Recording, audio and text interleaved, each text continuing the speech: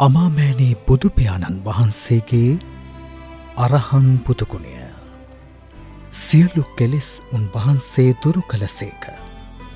වෙසක් පෝදින අලුයමේ ආසවක්්‍ය ඥානය පහළ කරගන්නවාත් සමගම සියලුම කෙලෙස් සම්පූර්ණයෙන්ම ප්‍රහාණය කළසේක. රහසින්වත් පව් නොකරනසේක.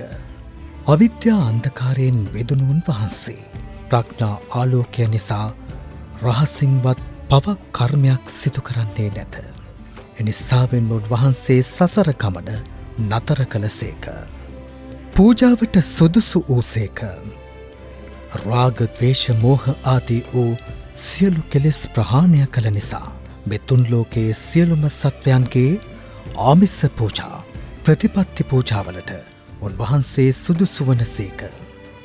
මෙවන් ගුණ කදම්බයක් දරා සිටින හේන් උන්වහන්සේ අග්‍රදක්ඛිනය වනසේක.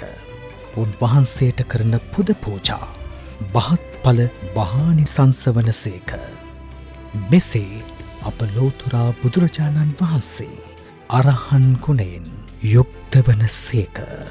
මේ දහම් පඬුර උතුම් වූ සම්බුදු තෙමකුල වෙනුවෙන් සද්ධර්ම ආර්යාපදනමෙන්